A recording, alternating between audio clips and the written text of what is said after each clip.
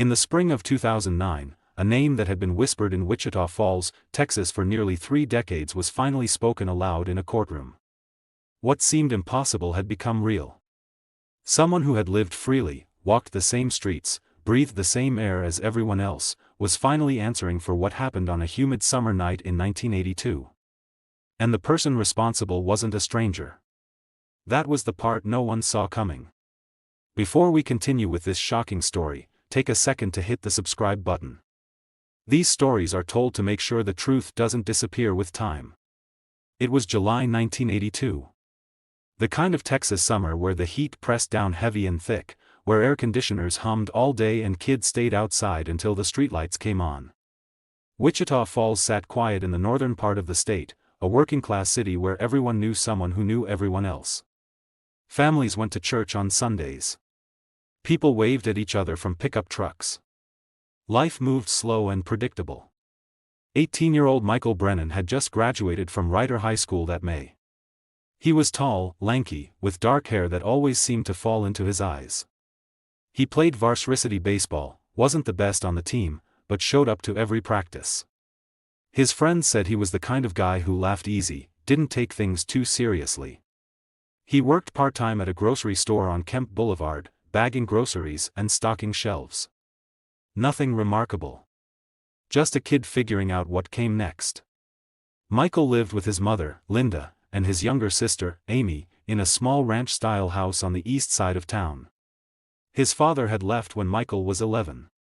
Linda worked 2 jobs to keep the lights on. She cleaned offices at night and worked the front desk at a dentist's office during the day. Michael helped however he could. He never complained. That summer, Michael had been talking about maybe going to trade school. Maybe learning welding or HVAC repair. Something practical. Something that would let him stay close to home, help his mom, watch out for his sister. He wasn't in a hurry to leave Wichita Falls. It was all he knew. On the night of July 17, 1982, Michael told his mother he was going out with some friends. It was a Saturday. Nothing unusual about that. Linda was getting ready for her night shift. She reminded him to be home by midnight. He kissed her on the cheek, said he would, and walked out the front door. That was the last time she saw her son alive. Michael's body was found the next morning in a vacant lot behind an abandoned gas station on Old Iowa Park Road, about 2 miles from his house. A man walking his dog at sunrise spotted something that didn't look right. He called the police. When officers arrived, they found Michael lying face down in the dirt and weeds. He was wearing the same clothes he'd left the house in, a white t-shirt, jeans, sneakers. His wallet was still in his back pocket. $23 inside. His watch was still on his wrist. There was no sign of a struggle in the immediate area. No tire tracks. No footprints that led anywhere useful. The medical examiner determined Michael had died from blunt force trauma to the head. Multiple strikes. The weapon was never found, but the injury suggested something heavy, maybe metal. A tire iron. A bat. A crowbar. The kind of thing someone could swing hard enough to kill. The time of death was estimated between 11 p.m. and 1 a.m. There was no evidence of sexual assault. No evidence of robbery. Michael's keys were in his pocket. His car, a beat-up Chevy Nova, was found parked near a convenience store about half a mile away. The keys fit. The car started. Nothing inside had been disturbed. It didn't make sense. If someone wanted to rob him, why leave the money? If it was random violence, why that specific location? If it was personal, why no witnesses? Detective Roy Hollis was assigned to the case. He was 42 years old, a 15-year veteran of the Wichita Falls Police Department. He'd worked homicides before, but not many. The city didn't see a lot of murders. When they did happen, they were usually domestic. Husband and wife. Boyfriend and girlfriend. Fights that escalated. This was different. Hollis started by retracing Michael's movements that night. He talked to Michael's friends, the ones he was supposed to meet up with. They told him Michael had been at a house party on the north side of town. Nothing wild. Just a bunch of recent graduates hanging out, drinking a few beers, listening to music. Michael had been there for a couple of hours, they said. He seemed fine. Normal. He left around 10:30, told people he was heading home. But Michael never made it home.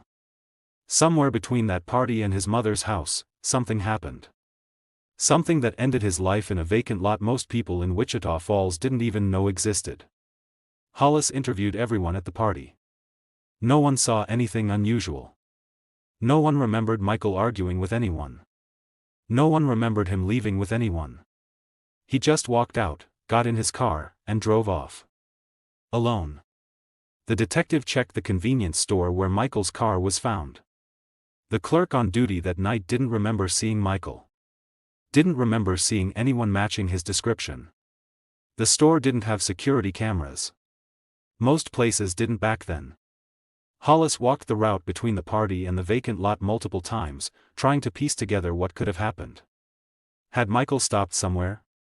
Had someone followed him? Had he agreed to meet someone?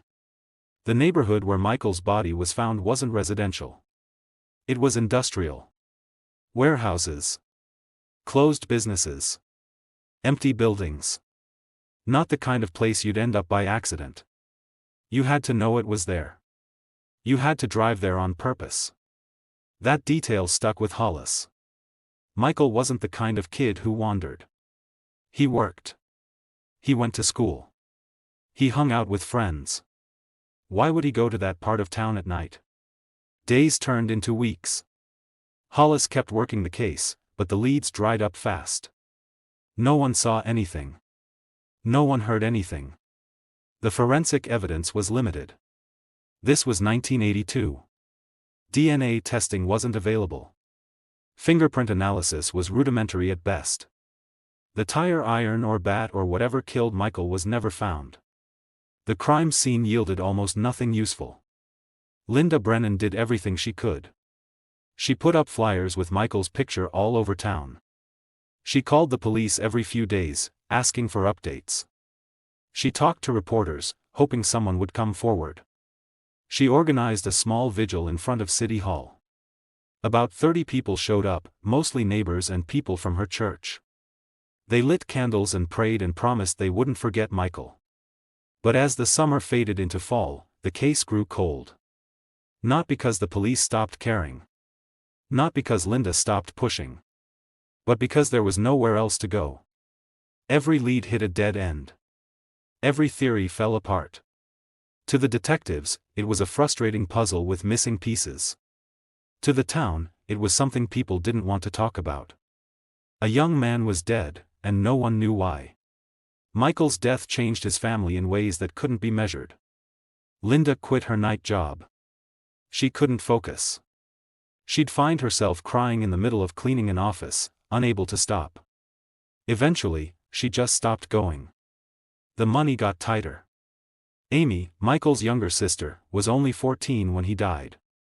She stopped talking much.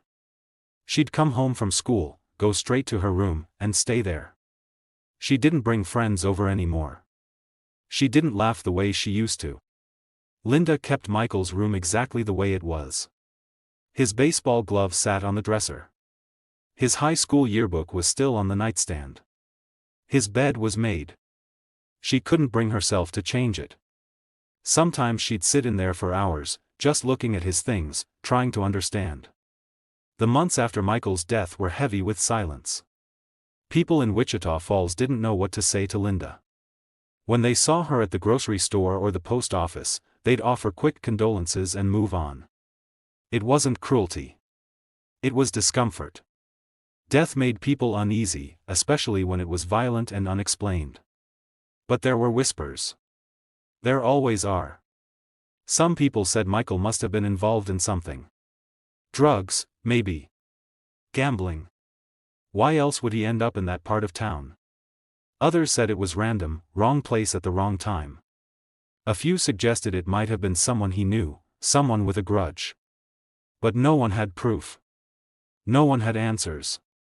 Detective Hollis kept the case file open, but as new cases came in, Michael's murder got pushed further and further down the stack. It wasn't intentional neglect. It was the reality of a small police department with limited resources. Hollis would pull the file out every few months, review it, see if anything jumped out at him. It never did. By 1983, the investigation had effectively stalled. There were no new leads. No new witnesses. No new evidence. The case was cold. Linda Brennan didn't accept that. She couldn't. Every year on the anniversary of Michael's death, she'd place an ad in the Wichita Falls Times-Record News. A small box with Michael's picture and a plea for information. Someone knows what happened. Please come forward. She did this for years. The ads got smaller as time went on, tucked into the back pages, easy to miss. But she kept placing them. Amy graduated high school in 1986. She left Wichita Falls shortly after and moved to Dallas. She didn't come back often. Linda understood. The house held too many memories. The town held too many questions. Life went on, the way it always does, even when it feels like it shouldn't. People got married, had kids, moved away, moved back. Businesses opened and closed. The abandoned gas station where Michael's body was found was eventually torn down. A storage facility was built in its place. The lot where he died became rows of metal units where people kept things they didn't have room for. But Michael's case didn't disappear. It sat in a filing cabinet at the Wichita Falls Police Department, a manila folder thick with reports and photographs and witness statements that led nowhere. And in Linda Brennan's house, it sat in the form of a son's bedroom that never changed, a yearbook that was never put away, a grief that never really softened. Years became decades. Detective Hollis retired in 1995. Before he left, he passed Michael's case file to a younger detective named Karen Voss. He told her he'd never been able to shake it. Never been able to let it go. He hoped she'd have better luck. Voss reviewed the file thoroughly when she inherited it. She saw the same dead ends Hollis had seen. She understood why the case had gone cold. But she also saw something else. She saw a pattern of vague statements, people who seemed to know more than they were saying, witnesses who had been reluctant to talk back in 1982. She wondered if time might have changed that. In 1998, Voss decided to re-interview some of the people who had been at the party the night Michael died. Most of them still lived in or around Wichita Falls. They were in their mid-30s now, married, working, raising families. They weren't kids anymore. Voss approached them carefully. She didn't accuse anyone. She just asked them to think back, to remember if there was anything, no matter how small, they hadn't mentioned before. She told them the case was still open. She told them Linda Brennan still wanted answers. Most of the interviews went the same way. People said they wished they could help, but they didn't remember much. It had been 16 years. They were drunk that night. They were young. They didn't pay attention to everything.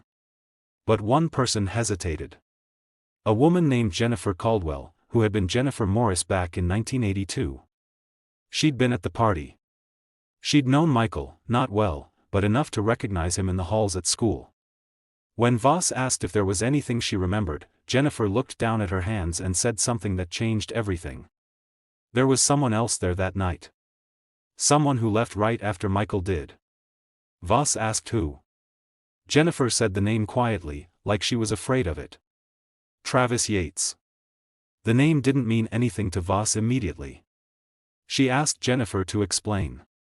Jennifer said Travis Yates had graduated with Michael. They'd known each other since middle school. They weren't close friends, but they ran in similar circles. Travis had been at the party that night. Jennifer remembered because Travis had been acting strange. He'd been drinking, more than usual, and he kept watching Michael. She didn't think much of it at the time. But after Michael's death, she remembered. And she'd always wondered. Voss asked why Jennifer hadn't mentioned this in 1982. Jennifer said she had. She'd told one of the officers who interviewed her. But no one ever followed up. She assumed they'd checked it out and it didn't lead anywhere. So she let it go. She moved on with her life. Voss went back to the original case file and found Jennifer's statement from 1982. She'd mentioned Travis Yates, just like she said. But there was no record of anyone interviewing him. No record of him being considered a suspect. No record of him being investigated at all. It was an oversight. The kind of thing that happens in investigations, especially in 1982 when record-keeping wasn't digital, when communication between officers was done through handwritten notes and verbal updates. Travis Yates had slipped through the cracks. Voss ran his name through the system. Travis Yates was still in Wichita Falls. He'd never left. He worked as a mechanic at a shop on Shepherd Access Road. He was married, had 2 kids. No criminal record. Not even a speeding ticket. On the surface, he looked like everyone else. But Voss wanted to talk to him.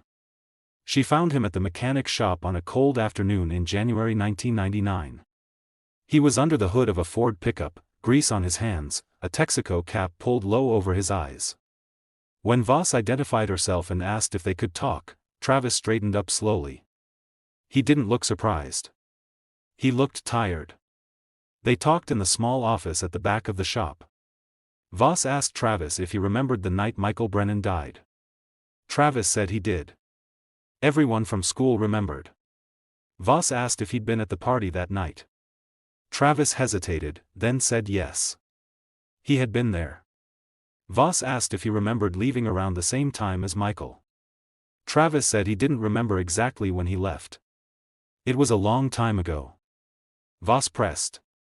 She asked if he and Michael had any issues. Any arguments? Any bad blood? Travis said no. They barely knew each other. But his hands were shaking. Just slightly. Enough for Voss to notice. She asked Travis if he'd be willing to come down to the station and give a formal statement. Travis said he didn't think that was necessary. He didn't have anything to add. He hadn't seen anything. He hadn't done anything. Voss didn't push. Not yet. She thanked him for his time and left. But she didn't let it go. Voss started digging into Travis Yates's life in 1982. She talked to people who knew him back then. Teachers. Classmates. Neighbors. What she found painted a picture that didn't quite fit the quiet mechanic she'd met. Travis had been troubled in high school. Not violent, but angry. He'd gotten into fights. He'd been suspended twice. Once for pushing a teacher. Once for breaking another student's nose in the parking lot. He'd struggled with alcohol, even as a teenager. People remembered him showing up to school hungover. Falling asleep in class. Getting pulled out of football practice because he couldn't stand up straight. His home life hadn't been stable. His father was a drinker, known around town for getting into bar fights. His mother worked long hours and stayed quiet. Travis had 2 younger brothers who both ended up in trouble with the law later on. It was the kind of household people felt sorry for but didn't talk about. Several people Voss interviewed mentioned that Travis had a temper. That when he drank, he got mean. That he'd say things he shouldn't say, do things he shouldn't do. One former classmate said Travis had once told him he wanted to hurt someone, just to see what it felt like. The classmate thought he was joking. Maybe he was. But Voss also learned something else. Travis Yates had known Michael Brennan better than he'd let on. They'd played on the same baseball team freshman year. They'd been in the same English class junior year. And according to one person Voss interviewed, they'd had a falling out over something. No one remembered exactly what. Just that there had been tension. Voss went back to the shop in March 1999. Travis wasn't there. The owner said he'd called in sick. Voss drove to his house, a small brick home on the south side of town. She knocked on the door. Travis's wife answered. She said Travis wasn't home. She didn't know where he was. Voss left her card and asked Travis to call her. He didn't. Over the next few months, Voss tried multiple times to speak with Travis again. Each time, he avoided her. He'd leave work early. He wouldn't answer his door. He wouldn't return calls. It was avoidance that looked like guilt. But avoidance wasn't evidence. Voss knew that. She needed more. She needed something concrete. She went back to the original crime scene reports, the witness statements, the forensic notes. She was looking for anything that might connect Travis Yates to Michael Brennan's murder. And then she found it. A small detail in one of the reports that had been overlooked. Or maybe not overlooked, just not understood. Not at the time. The medical examiner's report noted that Michael's injuries were consistent with being struck by someone right-handed. The angle of the blows, the location of the wounds, all suggested the attacker had been standing to Michael's left and swinging from right to left. It was a minor detail, the kind that doesn't mean much unless you have a suspect. Travis Yates was right-handed. Voss confirmed it by watching surveillance footage from the mechanic shop. Every tool he picked up, every movement he made, he used his right hand. It wasn't proof. But it was consistent. Voss also went back to the location where Michael's car had been found, the convenience store half a mile from the vacant lot. She pulled property records and maps from 1982. The store sat at the intersection of two roads. One led toward Michael's house. The other led toward the industrial area where his body was found. If Michael had been heading home, he would have turned right. But his car was parked facing the opposite direction, toward the industrial area. That meant he'd either turned around, or he'd never been heading home in the first place. Voss considered the possibility that Michael had agreed to meet someone. That he'd driven to that area intentionally. Maybe someone had asked him to. Maybe someone had told him to. She pulled the old phone records from Michael's house. In 1982, cell phones didn't exist. If someone called Michael that night, it would have been on the landline. The records showed one incoming call to the Brennan residence at 9:15 p.m., about an hour before Michael left for the party. The call lasted 3 minutes. The number it came from belonged to a payphone at a gas station on Jacksboro Highway. Voss couldn't prove who made that call. Payphones didn't keep records like that. But the timing was interesting. Who called Michael an hour before he went out? And why from a payphone? By the year 2000, Voss had built a circumstantial case against Travis Yates, but it wasn't enough to arrest him. She had motive, sort of. She had opportunity, maybe.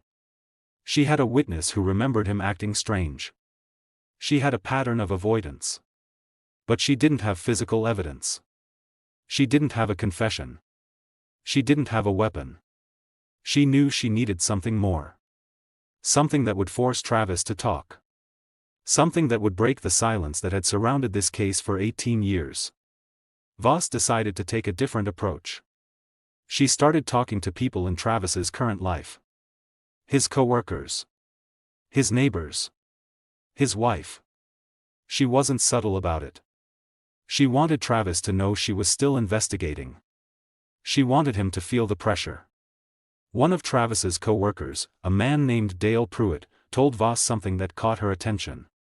He said Travis drank heavily, especially on weekends. He said Travis got moody, distant, angry for no reason. And he said Travis had once mentioned, while drunk, that he'd done something a long time ago that he couldn't take back. Dale asked what he meant. Travis wouldn't say. He just stared at his beer and went quiet. Voss asked when this conversation happened. Dale said it was about 6 months ago, summer of 1999, right around the time Voss had first approached Travis at the shop. It wasn't a confession. But it was something. Voss also spoke with Travis's wife, Emily. She was reluctant at first, defensive. She said Travis was a good man, a good father, that whatever Voss thought he'd done, she was wrong. But as the conversation went on, Emily's certainty seemed to crack. She admitted Travis had nightmares. That he'd wake up in the middle of the night, sweating, shaking. That he'd drink to fall back asleep. She said he'd never told her what the nightmares were about, but they'd been happening for as long as she'd known him. They'd been married since 1987. That meant the nightmares had been going on for over a decade. Voss asked Emily if Travis had ever mentioned Michael Brennan. Emily said no. She'd never heard that name. Voss told her who Michael was. Emily's face changed. She said she remembered reading about that case in the paper, years ago. She said it was sad. She didn't know Travis had known him. Voss asked if Travis had ever talked about high school, about that time in his life. Emily said no. He didn't like talking about the past. He said it didn't matter. It was over. When Voss left that conversation, she felt like she was close. But close wasn't enough. In 2001, Voss did something she knew was a risk. She went to see Linda Brennan. It had been 19 years since Michael's death. Linda was in her early 60s now. She still lived in the same house. Michael's room was still the same. Voss told Linda she was working on the case. That she had a person of interest. She didn't give Travis's name, not yet. But she told Linda she needed help. She needed Linda to go public again. To remind people that the case was still open. That someone still needed to come forward. Linda agreed without hesitation. She contacted the local newspaper. She gave an interview. The story ran on the front page of the Wichita Falls Times Record News in August 2001. The headline read, "Mother Still Seeks Justice 19 Years After Son's Murder." The article includes a photo of Linda holding Michael's high school graduation picture. It included a plea for anyone with information to contact the police. It included a quote from Voss saying the department had renewed its investigation and believed someone in the community knew what happened. The article didn't mention Travis Yates by name. But it didn't have to. People talk. People remember. And in a town the size of Wichita Falls, word spread fast. Within days, the police department received several anonymous tips. Most of them were vague, unhelpful. But one stood out. A woman called and said she'd been at the party in 1982. She said she remembered Travis Yates and Michael Brennan arguing outside, near the cars, shortly before Michael left. She said she hadn't thought it was important at the time. Just two drunk kids bickering. But looking back, it seemed like more than that. Voss tried to follow up, but the woman wouldn't give her name. She was scared, she said. She didn't want to get involved. But she wanted someone to know. Voss asked what they were arguing about. The woman said she couldn't hear everything, but she heard Michael say something like, "I'm not doing that," or "I'm not covering for you." She heard Travis say something back, but she couldn't make it out. Then Michael walked away. Travis stood there for a minute, watching him go. Then he left too. That was it. The call ended. The woman never called back. But it was enough to shift the investigation. If Michael and Travis had argued that night, it gave Travis a reason to follow him. It gave him a reason to be angry. It gave him a motive. Voss knew she needed to confront Travis directly. She needed to sit him down, lay out what she knew, and see how he responded. But she also knew she had to be careful. If she pushed too hard without enough evidence, he could lawyer up and shut down completely. In the spring of 2003, Voss brought Travis in for questioning. It wasn't an arrest. It was a voluntary interview. Travis came with a lawyer this time, a man named Grayson Cole who practiced in Wichita Falls. Cole made it clear from the start that Travis was cooperating out of respect for the process, not because he had anything to hide. Voss asked Travis to walk her through the night of July 17, 1982. Travis said he'd been at the party. He'd had a few beers. He left sometime around 10:30 or 11. He didn't remember exactly. He drove home and went to bed. Voss asked if he'd spoken to Michael that night. Travis said maybe. He didn't remember. It was over 20 years ago. Voss told him a witness remembered them arguing. Travis said that wasn't true. He and Michael didn't argue. They barely spoke. Voss asked why he'd avoided her for the past 4 years. Travis said he didn't like being accused of something he didn't do. The interview went in circles. Travis denied everything. Cole objected to most of Voss's questions. After 2 hours, they left. Voss had nothing new. But something happened after that interview. Something Voss didn't expect. Travis started talking. Not to the police. To other people. Friends. Coworkers. People who knew him. He'd get drunk and say things. Things that sounded like guilt.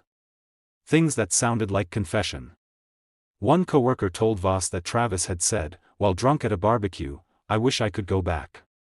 I wish I could undo it." When asked what he meant, Travis just shook his head and walked away. Another friend said Travis had told him, "I'm not a bad person. I just made a mistake." A bad mistake. When the friend asked what kind of mistake, Travis wouldn't elaborate. Travis's wife, Emily, called Voss in late 2003. She was crying. She said she didn't know what to do. She said Travis was drinking every night. That he was having more nightmares. That he'd told her, just a few nights ago, that he'd ruined someone's life a long time ago and he didn't know how to make it right. Emily asked Voss point blank, "Did my husband kill that boy?" Voss said she couldn't answer that. Not yet. But she told Emily that if Travis wanted to talk, she'd listen. Emily said she'd try. But she didn't think he would. The years continued to pass.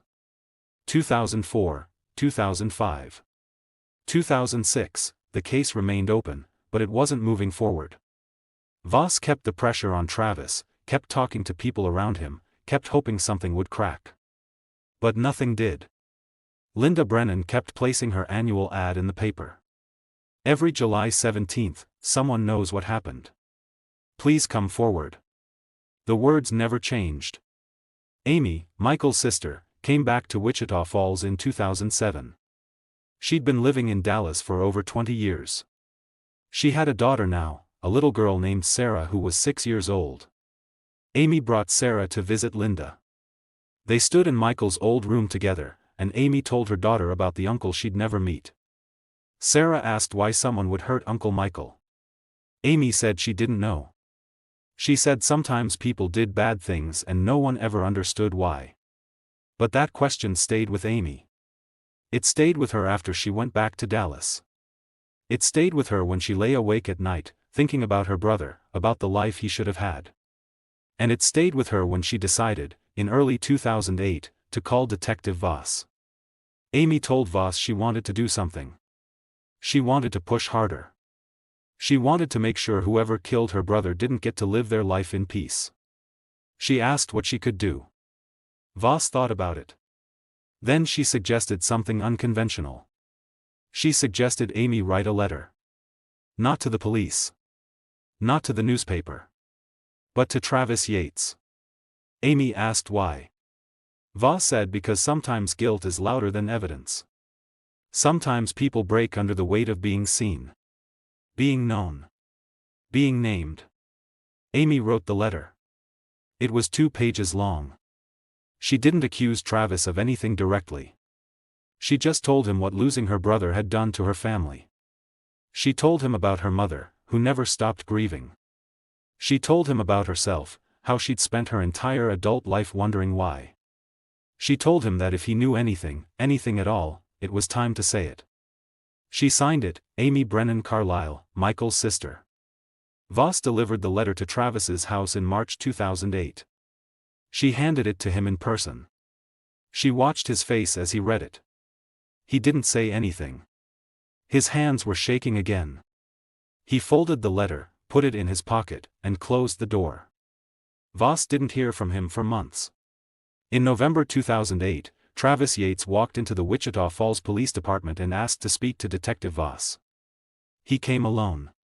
No lawyer. No wife. Just him. Voss brought him into an interview room. She turned on a recording device. She read him his rights. He said he understood. And then he started talking. He said he'd been carrying it for 26 years. He said it had eaten away at him piece by piece until there was almost nothing left. He said he couldn't sleep. Couldn't think. Couldn't live with himself anymore. Travis said that on the night of July 17, 1982, he and Michael had argued at the party. It was over something stupid. Travis couldn't even remember exactly what. Maybe a girl. Maybe something Michael had said that Travis took the wrong way. He'd been drinking. He'd been angry. He'd always been angry back then. He said he left the party right after Michael. He followed him. He didn't really know why. He just did. He followed Michael to the convenience store. When Michael got out of his car, Travis approached him. He told Michael they needed to talk. Michael said he didn't want to talk. He just wanted to go home. Travis said he grabbed Michael's arm. Michael pulled away. They argued again. Travis pushed him. Michael pushed back. It escalated. Travis said he didn't even remember deciding to hit him. He just did. Once. Then again. Then again. He said he'd grabbed something from his truck. A tire iron. He didn't remember picking it up. But he had it in his hand. And he used it. Michael fell. Travis said he stood there, looking down at him, and realized what he'd done. He panicked. He dragged Michael's body to his truck. He drove to the vacant lot behind the gas station. He pulled Michael out and left him there. Then he drove home. He cleaned the tire iron and threw it in a dumpster behind a grocery store the next day. He said he'd told himself it was an accident. That he hadn't meant to kill him. That it just happened. But he knew that wasn't true. He knew he'd made a choice.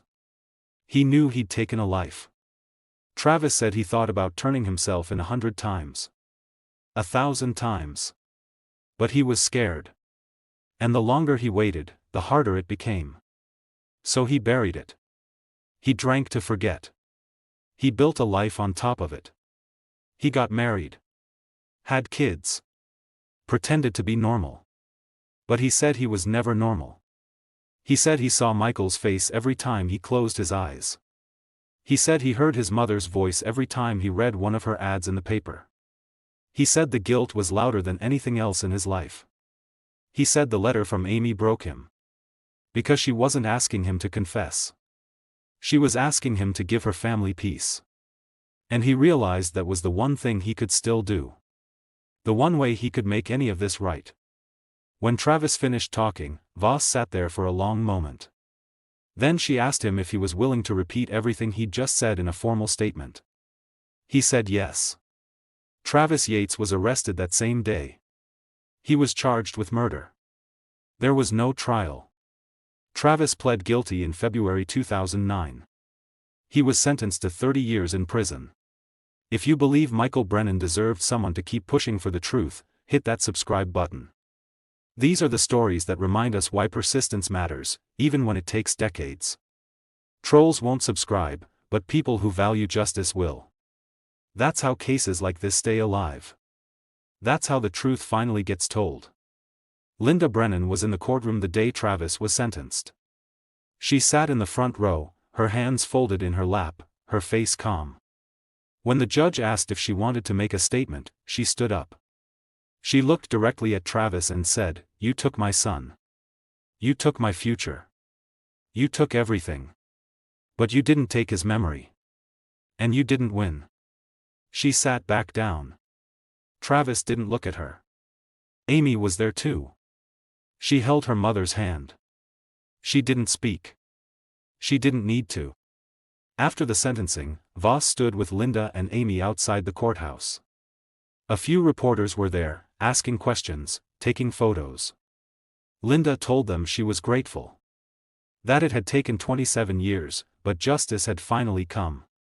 She said she hoped other families in similar situations would never stop fighting. That they'd never stop believing answers were possible. Someone asked Linda if she felt closure. She paused. Then she said, "Closure isn't real. You don't close something like this. But you can find peace. And I have peace now. I know what happened. I know who did it. And I know my son's life mattered enough that someone finally told the truth." The reporters moved on. The cameras packed up. Linda and Amy walked to the parking lot together. They didn't say much. They didn't need to. The weight they'd been carrying for nearly 3 decades had shifted. Not disappeared. But shifted. And that was enough. Travis Yates was transferred to a state prison in East Texas. He served his time quietly. No appeals. No attempts to recant his confession. He wrote letters to Linda Brennan over the years. She never opened them. She gave them to Amy, who kept them in a box in her closet. She never opened them either. Some things didn't need to be read. Emily Yates divorced Travis in 2010. She moved to Oklahoma with their 2 children. They changed their last names. They didn't visit him. Emily gave one interview to a local paper years later. She said she'd loved the man she thought she married. But she never really knew him. She said she felt sorry for the Brennan family. She said she wished she could have done something sooner. But she didn't know. And by the time she suspected, it felt too late. The town of Wichita Falls reacted to the arrest and conviction the way small towns often do. Some people were shocked. Travis had lived among them for decades. He'd fixed their cars. He'd waved at them in the grocery store. He'd seemed normal. Others said they'd always known something was off about him. That he'd always been troubled. That it made sense, looking back. But most people just felt sad. Sad that it had taken so long. Sad that a young man had died for no real reason. Sad that 2 families had been destroyed. Sad that the truth had been right there in Wichita Falls the entire time, and no one had been able to see it. Detective Karen Voss retired in 2012. Before she left, she gave an interview to a documentary crew that was working on a series about cold cases. She talked about Michael Brennan. She said it was the case that taught her the most. Not about forensics or interrogation techniques. But about persistence. About pressure. About the fact that sometimes justice doesn't come from evidence. It comes from people finally being too tired to lie. She said Travis Yates didn't confess because of new DNA evidence or some brilliant detective work. He confessed because he couldn't live with himself anymore. Because the guilt became heavier than the fear. Because Amy's letter reminded him that Michael Brennan wasn't just a case file. He was someone's brother. Someone's son. Someone who mattered. Voss said she wished it hadn't taken 26 years. She wished she'd been able to solve it sooner. But she was grateful it got solved at all. Because most cold cases don't. Most families never get answers. Most killers never face consequences. Linda Brennan passed away in 2014. She was 72 years old. She died of a heart attack in her sleep. Amy found her the next morning, still in bed, peaceful. At Linda's funeral, over 100 people showed up. Friends. Neighbors. People from the church. People who remembered Michael.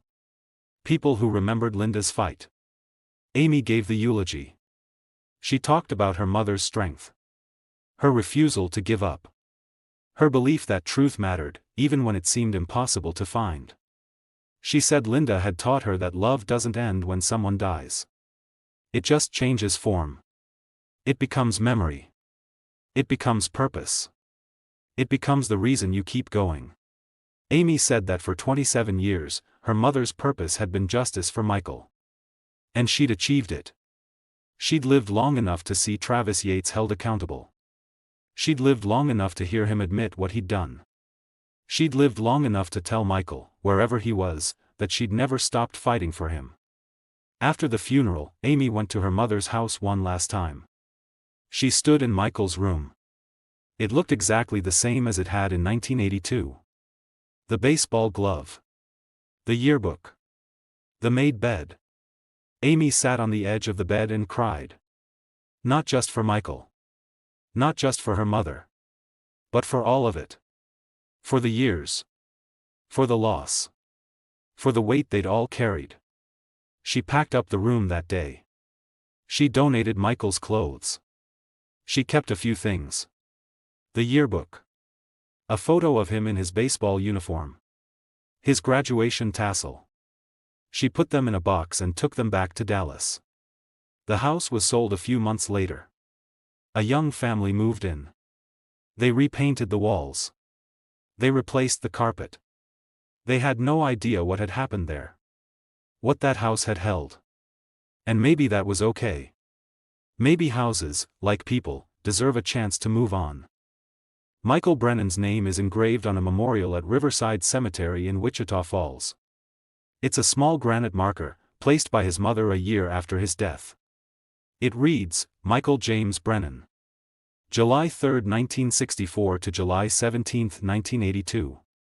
Beloved son and brother. Gone too soon. Never forgotten. Amy visits the grave every year on July 17. She brings flowers. She sits on the grass and talks to him.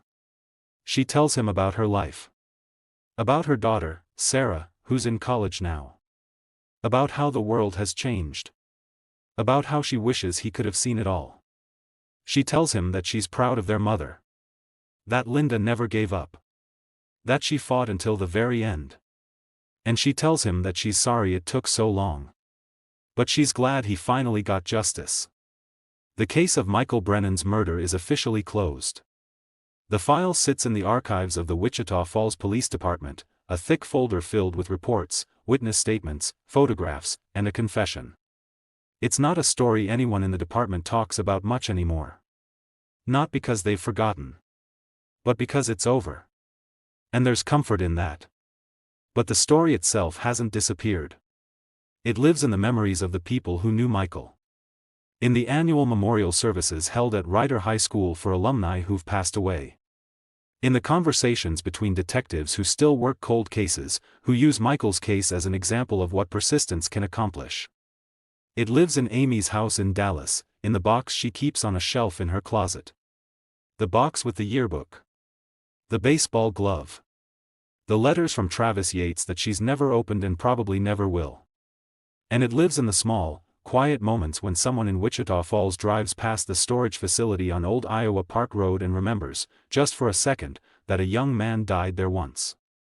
That his life mattered. That his death wasn't forgotten. There's a lesson in Michael Brennan's story, though it's not a comfortable one. Justice is slow. It's frustrating. It's often incomplete. But it's still worth fighting for.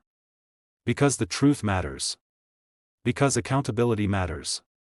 Because the people who are left behind deserve to know what happened and why. Travis Yates took a life in 1982. He lived freely for 26 years while Michael's family lived with unanswered questions. That's not fair. That's not justice in the way we want justice to look. But when Travis finally confessed, when he finally admitted what he'd done, something changed. The lie that had existed for decades was replaced with truth. And truth, even when it's painful, even when it comes too late, has power. Linda Brennan didn't get her son back. She didn't get to see him grow up, get married, have children. She didn't get the life she should have had with him. But she got something. She got acknowledgement. She got validation. She got the knowledge that she'd been right to keep pushing, to keep asking, to keep refusing to let Michael's death be forgotten. That's not closure. Linda was right about that. You don't close something like the loss of a child. But it's something. And sometimes, something is all you get. The story of Michael Brennan isn't unique. Across the United States, there are thousands of cold cases. Thousands of families waiting for answers. Thousands of unsolved murders where someone, somewhere, knows what happened but hasn't said anything. The reasons vary. Fear. Guilt. Loyalty. Self-preservation. But the result is the same. Silence. What makes Michael's case different is that the silence broke. Travis Yates could have taken his secret to the grave. He could have kept drinking, kept lying, kept living his life while Michael's family suffered. But he didn't. And that decision, however late it came, however flawed it was, mattered. Some people believe Travis confessed because he was a good person deep down. That guilt finally overwhelmed him. That his conscience won. Others believe he confessed because the pressure became too much. Because Detective Voss didn't let up. Because Amy's letter forced him to see Michael as a human being, not just a mistake he'd made decades ago. The truth is probably somewhere in between. People are complicated. Motivation is complicated. Travis Yates wasn't a monster. But he also wasn't a victim. He was a person who made a terrible choice and spent 26 years trying to live with it. And when he couldn't anymore, he told the truth. That doesn't erase what he did. But it gave Michael's family something they'd been searching for since 1982. Answers. In the years since Travis's conviction, other cold cases in Texas have been reopened. Detectives have looked at old files with new eyes, asking themselves if persistence and pressure might yield results where forensics and evidence couldn't. Some cases have been solved. Others remain open. But the approach has changed. There's an understanding now that time doesn't always erase guilt. That sometimes, waiting long enough, pushing hard enough, can break even the most carefully guarded secrets. Michael Brennan's case is taught in criminal justice courses now. Not because of the forensics. Not because of groundbreaking detective work. But because it illustrates something fundamental about human nature. People want to be free. And carrying the weight of a lie, especially a lie about taking someone's life, is its own kind of prison. Travis Yates lived freely for 26 years. But he wasn't free. He was trapped by what he'd done. By the memory of that night. By the knowledge that he'd destroyed a family and walked away. His confession didn't give him freedom in the legal sense. But it gave him something else. The ability to stop lying. The ability to stop pretending. The ability to say, out loud, what he'd been carrying in silence for decades. That confession gave Linda Brennan and Amy peace. But in a strange way, it also gave Travis peace. The kind of peace that comes from finally telling the truth, even when the truth destroys you. The human mind is not built to carry that kind of weight indefinitely. Guilt compounds. It grows. It takes root in every aspect of your life. Travis's drinking. His nightmares. His inability to talk about the past. Those weren't just personality traits. They were symptoms. Evidence of something unspoken. Something unbearable. And when that weight finally became too much, when the letter from Amy reminded him that Michael Brennan had been a real person with a real family who'd spent nearly 3 decades in pain, Travis made a choice. Not the right choice. That would have been turning himself in 1982. But a choice nonetheless. To stop running. To stop hiding. To face what he'd done. That's the complicated truth at the heart of Michael Brennan's story. Justice came. But it came because someone broke. And that someone was the killer himself. There's a photograph of Michael Brennan that Amy keeps on her desk in Dallas. It was taken a few weeks before he died. He's standing in the backyard of their house, holding a baseball bat, grinning at the camera. The sun is behind him, casting long shadows across the grass. He looks happy. He looks like a kid who had his whole life ahead of him. Amy looks at that photograph often. She wonders what kind of man Michael would have become. What he would have done with his life. Whether he would have stayed in Wichita Falls or left like she did. Whether he would have gotten married, had kids. Whether they would have stayed close. She'll never know. None of them will. That's what murder does. It doesn't just take a life. It takes every possibility that life held. Every future moment. Every conversation. Every memory that should have been made but never was. Travis Yates took all of that from Michael. And he took it from Linda. And from Amy. And from everyone who loved Michael. That's the real cost of what happened on July 17, 1982. Not just one death. But a lifetime of absences. Amy has tried to explain this to her daughter, Sarah, who never met her uncle. She's told her about Michael's sense of humor. His loyalty. His kindness. But Sarah will never really know him. She'll never hear his voice. She'll never see the way he smiled. She'll only know the stories. And stories, no matter how detailed, are never the same as the person. That's another loss. The loss of Michael in the lives of people who never got to meet him. Sarah. Linda's grandchildren that never existed because Michael never had children. The friends Michael would have made. The people he would have helped. The life he would have built. All of it, gone. Because of one night. One argument. One moment of violence. And yet, Michael's story didn't end in 1982. It continued. In Linda's fight. In Amy's persistence. In Detective Voss's refusal to let the case die. In Travis's eventual confession. In the courtroom where justice, however delayed, was finally served. Michael's story became bigger than his death. It became a testament to the power of memory. Of love. Of the refusal to let someone be forgotten. That's what Linda Brennan understood. That's what she fought for. Not just to punish Travis Yates. But to make sure Michael's life was remembered. To make sure he mattered. To make sure the world knew he'd existed and that his death had consequences. And she succeeded. Michael Brennan's name is remembered in Wichita Falls. His story is told. His life is honored. And the man who killed him faced justice.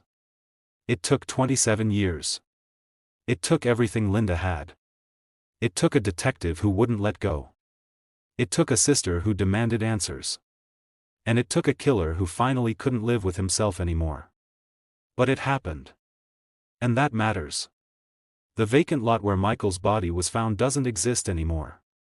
The storage facility has been there for decades. People rent units. They store old furniture, holiday decorations, boxes of things they don't need but can't throw away. They have no idea what that ground once held. But Amy knows. And every time she visits Wichita Falls, she drives past it.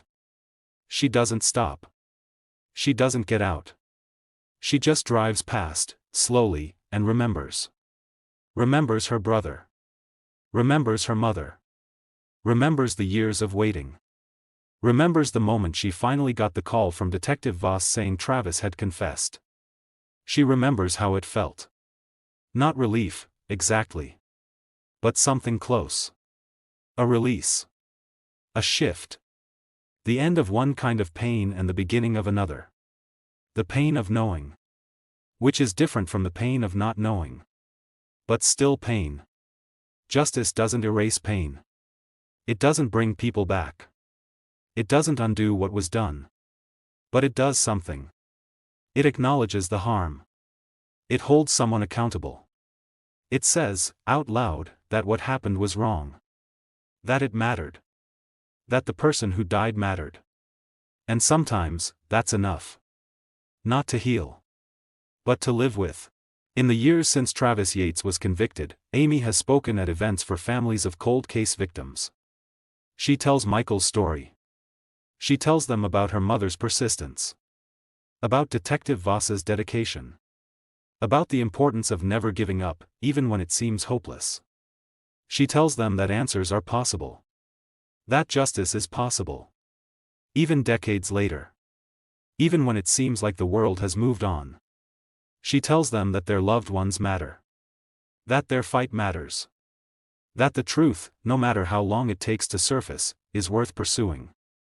And she tells them something else. Something she learned from her mother. That grief doesn't have a timeline. That there's no right way to mourn. That some days will be harder than others. But that love doesn't die. It transforms. It becomes something you carry with you. Something that drives you forward. For Linda Brennan, love became the fight for justice. For Amy, love became the commitment to honor Michael's memory. To make sure he wasn't just a name in a case file. To make sure people remembered him as he was. A young man with dreams. With potential. With a family that loved him. That's the part of the story that often gets lost. In the focus on the crime, the investigation, the confession, the trial, we sometimes forget the person at the center of it all. The victim. The life that was taken. Michael Brennan was more than a murder victim. He was a son who kissed his mother goodbye. A brother who made his sister laugh. A friend who showed up to practice even when he wasn't the best player. A young man who worked hard, who wanted to help his family, who had plans for the future. That's who was lost on July 17, 1982. Not just a body in a vacant lot. But a person. A whole person. With a past. And a future that never came. And that's who Linda Brennan fought for. That's who Detective Voss refused to forget. That's who Amy honors every time she tells his story. Michael Brennan mattered. His life mattered. His death mattered. And the 27-year fight to hold his killer accountable mattered. That's the story. Not just of a crime. But of love. Of persistence. Of the refusal to let time erase truth. Travis Yates will spend the rest of his life in prison. He'll never be free. And that's as it should be.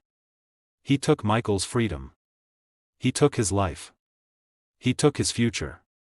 And he tried to take his memory by staying silent for 26 years. But he failed. Because Linda didn't let him. Because Amy didn't let him. Because Detective Voss didn't let him. Because truth, in the end, is stronger than lies. And love, in the end, is stronger than silence. Michael Brennan is not forgotten. His name is spoken. His story is told. His life is remembered. And Travis Yates is in prison. That's justice. Imperfect. Delayed. Incomplete. But justice nonetheless.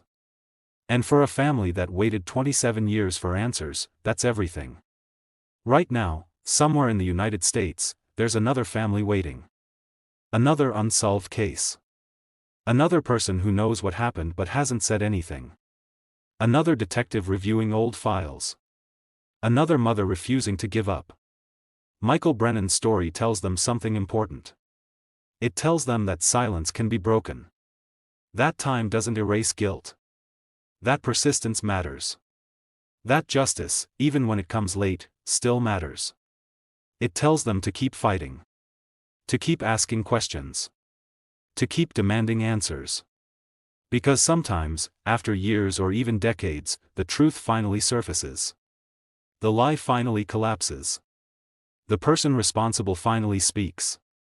And when that happens, when justice finally comes, it changes everything. Not the past. The past can't be changed. But the future. The ability to move forward. The knowledge that someone was held accountable. That the person you loved mattered enough for the world to care. That's what Michael Brennan's family got. After 27 years. After so much pain. After so much waiting. They got justice. And they got peace. And Michael got something too. He got a mother who never stopped fighting. A sister who never stopped loving him. A detective who never stopped working. And a story that will be told for years to come. A story about a young man whose life was stolen. And a family that refused to let his death be forgotten. Rest in peace, Michael James Brennan. You were loved. You are remembered. And your story has been told. And if you haven't already, please subscribe, like, and share this with someone you know who values stories like this. I'll see you in the next one.